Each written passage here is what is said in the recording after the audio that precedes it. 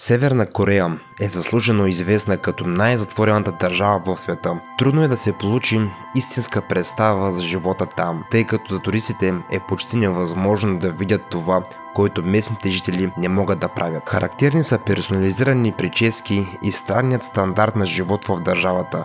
Въпросът е дали това е нещо добро или не напълно. Този въпрос се задава от всеки, който се опитва да научи нещо за Северна Корея. Наблюдавайки живота на местното население, е трудно да се игнорира уникалният им режим. Това създава усещане, че държавата е отделена от света с една желязна завеса, която никога няма да бъде отмахната.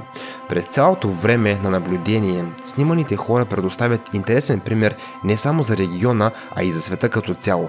Разбира се, има и хора, които се противопоставят на такива ограничения, тъй като не разбират защо е необходимо да изучават историята на Северна Корея. Народната просвета се започва с формирането на полуострова Корея, когато той още не е бил разделен на север и юг. Впоследствие, през 935 година, след много промени, той отново се обединява и се създава държавата Корея, която послужи като прототип на бъдещата държава. През 19 век Корея става японска колония и този период е напълно драматичен. Би било неправилно да се подценява влиянието на японците, които са оказали значително влияние върху всичко.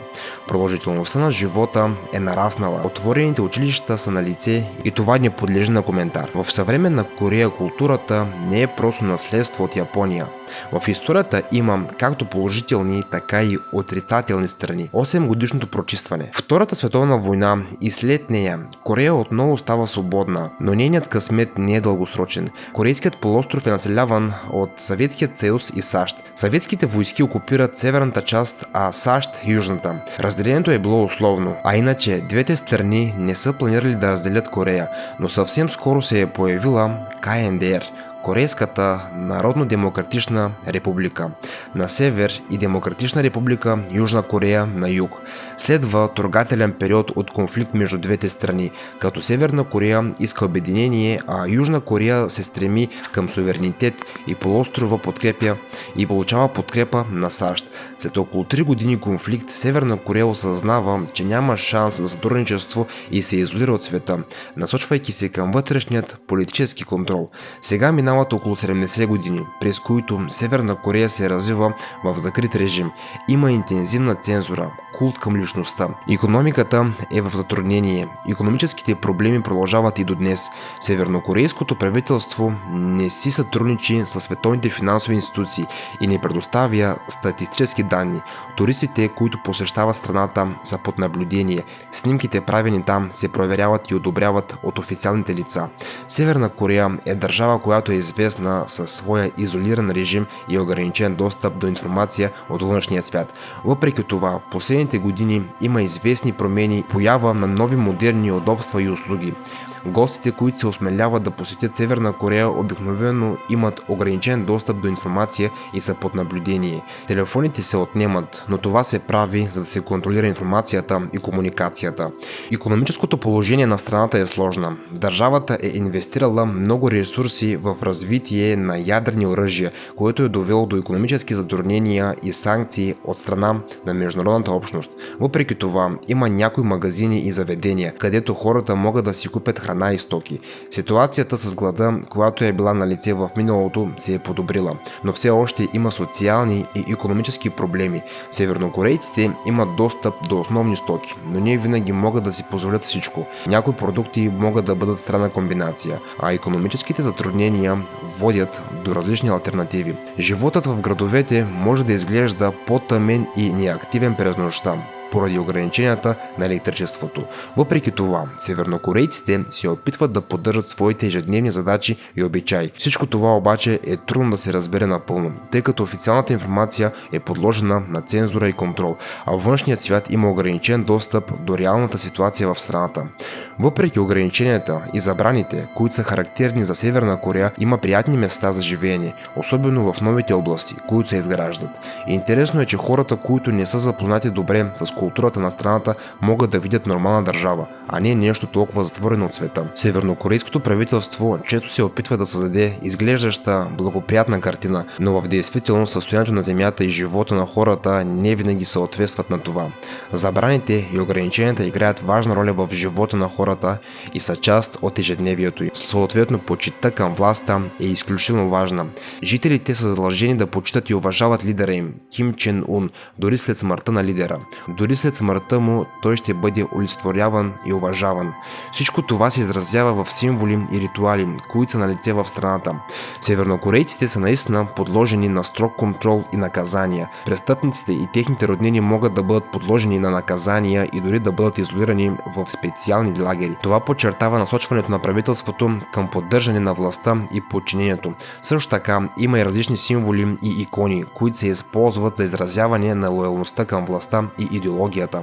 Хората носят брошки и изображения на Ким и други символи, които се различават според статута и ролята на хората. Информацията за Северна Корея е често сложна и ограничена, поради което може да бъде трудно да се разбере напълно всичко, което се случва в страната. Въпреки че населението в Северна Корея вярва на Ким, всъщност тази вяра е по-скоро изнасяне на предаността на народа.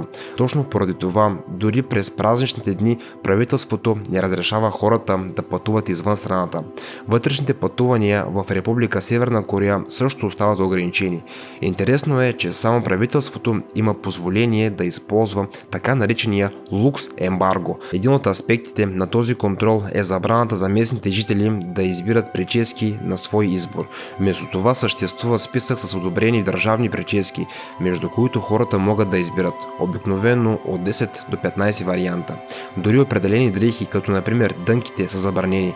В най-добрия случай това са ограничения, които нарушават индивидуалната свобода. Освен това, на лице са и други видове контрол. Например, стрелците. Това са хора, които чакат разработена идеологическа комисия, когато се наложи и трябва да се прилага най-лошият вариант на превъзпитание в лагера. Този контрол се отразява и върху технологичния напредък, защото местните нямат свободен достъп до продукти като iPhone и други подобни устройства. Също така, налични са и строги ограничения върху информацията и предават репортажи за индустриални постижения на страната и идеологически правилни изказвания. Ситуацията подчертава силния контрол в страната, а определени дни като 8 юли на всички жители се забранява да се усмихват.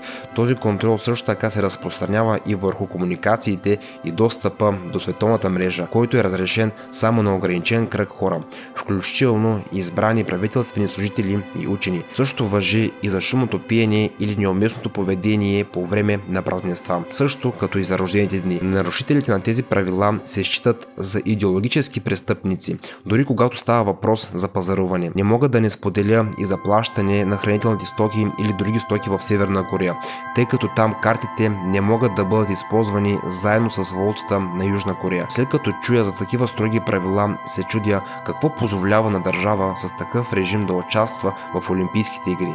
Въпреки това, разбирам, че дори някои спортни правила са били променени по желание на властите. В един и същ баскетболен матч вместо 2 точки се правят 3 точки при класически удар за 3 точки в последните 3 минути на матча, който носи общо 8 точки. Също така, ако отборът допусне 3 поредни грешки, се сваля 1 точка. Хората в интернет пространството разпространяват една смешна шега, която се е превърнала в нещо много повече. През 2014 година в Бразилия, когато КНДР бе домакин на световното първенство, не е успяла да се класира, докато техните съседи от Южна Корея са решили да се подиграят с тях. Хора от Южна Корея са публикували видео с изрязани кадри, където се създава впечатление, че все едно Северна Корея е спечелила всички мачове. Така един канал в Северна Корея е публикувала видеото сериозно, като все още има много хора, които вярват, че те са истинските световни шампиони. В държавата все още няма интернет или независими медии.